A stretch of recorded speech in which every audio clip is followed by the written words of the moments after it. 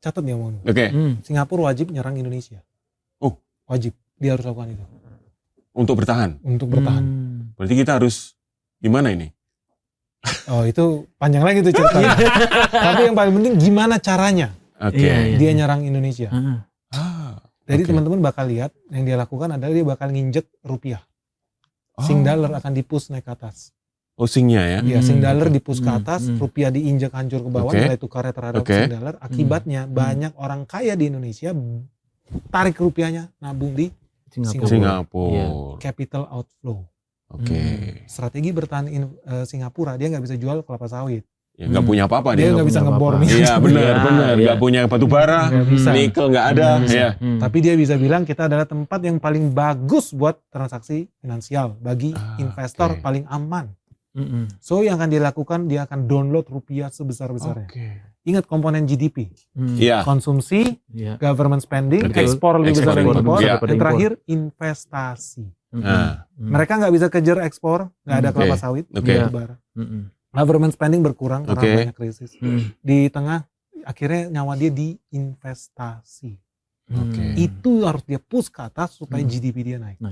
Artinya dia harus banyak tarik duit negara terbesar di ASEAN supaya untuk panik di sini, bawa duitnya ke sana. Nah ini teman-teman bakal saksikan kebenaran ramalan Benix dalam paling lama 2 bulan ke depan lah. Bakal makin ekstrim pelemahan rupiah terhadap Singapura dolar. Berarti Sing dolar akan naik drastis. Operasi khusus. Ini operasi khusus. Ngeri loh. Termasuk narasi-narasi berarti. Kita lihat aja. Ini Menteri Keuangan udah paham belum ini? Kira-kira? Hopefully lah ya. Tapi itu wajar lah dalam konteks berbisnis aja, pelaku usaha kan berkompetisi. Dalam konteks perusahaan swasta kan saling berkompetisi. Dalam konteks bernegara, mereka juga berkompetisi. Malah jadi aneh kalau Singapura nggak nyerang. Konyol. Ya, dia harus lakukan itu, dia harus lindungin rakyatnya. Dia harus naikin GDP dia. Punya proksi nggak Singapura di sini? Banyak ya? Iya, banyak. Jangan khawatir, oversupply, pengkhianat bangsa itu oversupply. Ternyata Jepang jadi negara yang dikunci sama birokrasinya, sama birokratnya. Jadi birokrat lebih berkuasa dibanding eksekutif. So siapapun yang jadi presiden, siapapun yang jadi menteri, nggak bakal gerak. Nah sekarang kita lihat Jepang ya stagnan, bahkan tambah nyungsep pasti. Yang maju di sana PNS-nya. Dan lebih kacau lagi karena dia udah bertahun-tahun nih, misalkan dia jadi PNS di bidang perindustrian lah misalkan, atau perhubungan lah, Kementerian Perhubungan di Jepang, udah berpuluh-puluh tahun. Begitu pensiun apa yang dilakukan? Dia di hire sama oligarki sana. Untuk mengawal. Jadi direktur apa atau komisaris apa. Pertanyaannya ketika besok tiba-tiba Jepang pengen punya program mobil listrik, subsidi mobil listrik, marah nggak oligarki otomotif di sana? Ya marah lah pasti. Pasti. Akan meeting dong CEO-nya, direkturnya. Dengan orang kementerian, yang junior dia, direkturnya kan pensiunan sana. Lu kan anak buah gua dulu. Lu dengerin kata siapa nih? Pasti dengerin kata ini dong, mantan bosnya. Jadi terjebak sama birokratnya rumit sendiri. Juga di Jepang ternyata ya. Rumit. Dan memang dia udah meramalkan Jepang tambah nyungsep. Kita ngobrol tuh dari tahun 2009 tuh. Dan memang faktanya tambah nyungsep. Berarti kuat sekali ya pengaruh birokrat di sana. Betul. Nah bisa bayangkan Indonesia yang cita-cita 90% manusianya adalah jadi PNS. Gitu kan ya. Jadi bisa dibayangkan gimana birokrat itu mencengkram siapapun yang jadi menteri, yang berkuasa PNS. Realita. Emang Prabowo punya bikin program AIO yang jalanin siapa? Pasti PNS juga. Siapa lagi? Emang dia sendiri macul-macul suasana pangan kan. Ya pasti ke bawah PNS ya. Nah, inilah yang penting buat bersih-bersih di sana. Ada satu menteri yang saya pernah ketemu. Dia tahu dia dikepung sama PNS-nya sendiri, bayangin. Dia tahu dia dikepung. Program dia kasih program segala macam, buang tempat sampah. Tapi hebat, dia nggak cari musuh. Ini brilian, ini bisa ditiru nih sama yang lagi dikepung sama kementerian sendiri. Sepertinya banyak yang lagi dikepung. Banyak yang lagi dikepung. Cuman nggak berani cerita aja. Tapi ini menurutku, karena ya menterinya berhasil ya, dia sukses story lah. Gue mau sharing lah. Ada seorang menteri yang gue ngobrol ketika ada dirjen atau pejabatnya itu bandel, atau korup lah, atau cawe-cawe segala macam. Cara dia singkirkannya, dia mutasi. Atau pindah ke divisi lain, metodenya banyak. Dia kan nggak berani juga mempermalukan karena pasti udah berakar nih gengnya dia kan. Mana-mana lah ya. Gengnya di dalam banyak.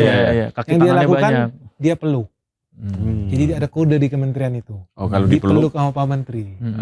Dipeluk itu ada bisikan mesra. Oke. Bapak istirahat dulu. Oke. Nanti kalau Bapak udah siap, setahun lagi, 2 tahun lagi, balik lagi ke pos ini. Sebentar ini saya isi dulu Yang mungkin lain. dengan orang lain. Oke. Oh, brilian juga nih dia. Jadi dia nggak main kasar, ngata-ngatain Iya, iya. orang di publik, pejabat Oke. eselon 1, eselon 2. Dia pakai peluk. Jurusnya jurus peluk. Wah, ini menarik nih. Iya. Menarik ya? Tapi nggak semua menteri bisa nih kayaknya nih. Nggak Ada semua yang menteri tendang juga iya. ya. Itu menurutku Ada yang jawab menterinya. Yang keceplos menterinya ya. Iya. ada ya. Ada. Ya. Ya itu ilmu yang perlu dipelajarin lah ini, dan akhirnya apa? Ya kementerian itu programnya berhasil jalan. At the end of the day kan rakyat itu bukan pengen yang di atas pada berantem gitu. Kan dunia Betul. Iya. dewa-dewa di eselon 2, eselon 1. Iya. Betul. Nggak nyambung, rakyat itu Betul. nggak peduli juga. Terlalu rumit Iya. untuk Terlalu dipahami. rumit. Iya. Dan dia mau tahu Kebijakannya. kebijakannya dia rasakan, hidupnya lebih implementasinya. enak, tambah sejahtera, kan itu. Iya. Iya. Ya karena menteri yang satu ini, ya kita lihat banyak petani itu happy sekarang gitu loh. Oke. Hasil panen dibeli di harga tinggi gitu. Oke. Saluran irigasi dibangun di mana-mana, orang nggak susah dapat air segala macam. Jadi ya hebat lah, gue bisa bilang hebat lah. Padahal dia nggak punya track record birokrat, tapi ngerti mindset PNS Indonesia itu gimana gitu. Jangan dipermalukan di depan umum. Iya. Senangnya disanjung-sanjung. Jadi harus sering muji-muji anak buah sendiri. Iya. Padahal anak buah sendiri tapi dia yang muji. Oke. Nggak boleh main kasar, harus kolonuwun, permisi. Iya. Strategi peluk lah gue bilangnya. Ini hebat nih. Ini hebat. Meskipun banyak juga serangan ke menteri ini. Pasti. Iya. Udah pasti lah. Saya paham siapa Udah dia. pasti. Banyak jebakan hebat. Cuman intinya adalah jadi menteri pusing. Ya, pasti pusing. Jangan anggap jadi menteri itu enak aja. Nggak ada. Nggak ada. Apalagi kalau menterinya bener ya, pengen kerja. Pasti yang gangguin banyak. Iya. Dari dalam aja banyak, ada dari luar. Oke. Jadi cirinya kalau dia bekerja dengan baik, yang gangguin pasti banyak. Banyak. Kalau belum ada yang gangguin. Berarti nggak kerja. Berarti nggak kerja. Itu tandanya. Berarti nggak kerja. Jadi semua orang Iya. hai aja di dalam, Iya. ngopi-ngopi aja. Aduh, kalau ke kementeriannya di kantinnya banyak aja orang ini nggak pernah kerja nih apa, ngopi aja terus. Yang penting aman. Yang penting aman. Yang penting aman. Tapi ada juga yang kerja tapi salah mulu. Nah, ada juga. Wah, Ada juga. itu salah strategi itu. Untuk ngopi-ngopi sama Mas Pung dulu nih. Seru. Oke. Iya. Mungkin terakhir ya. Iya. Di antara negara ASEAN, ini kan kemarin Lawrence Wong sudah ngomong, menyerah ya. Ekonomi akan minus katanya. Pasti Indonesia dianggap yang terbesar dong Bang. Kira-kira gimana Bang kalau dari visi? Apakah ini benar begitu atau memang ini persepsi aja yang dibangun? Yang bilang Lawrence Wong itu betul gitu. Dan Nah. mereka itu udah ketakutan. Terakhir kita ke Singapura itu kalau nggak salah 2 minggu lalu, Iya. itu bahkan mereka udah banyak shadow fleet itu masuk. Yang sebetulnya nggak boleh. Shadow fleet itu kapal Apa itu? tanpa bendera. Oke. Mereka lakukan transaksi jual beli minyak lepas Di pantai. luar. Ya, Oke. kemungkinan minyaknya itu dari negara yang diembargo sama Amerika Serikat. Oke. Iya. Ya semua orang udah tahu rahasia umum lah, Singapura tempat cuci duit lah. Iya. Intinya. Tapi mereka nggak pernah sebelatan itu ngizinin orang cuci minyak di wilayah Di dia. Oke. Wilayah dia. Dan itu udah jadi pembicaraan umum. Kok tiba-tiba ada kapal tanker ini nggak ada Oke, bendera, oke. atau pakai bendera Rusia, atau Oke. bendera Iran. Oke. That's the reality lah. Mereka juga udah pada panik. Panik ya? Ya mereka panik. Mereka wajib panik.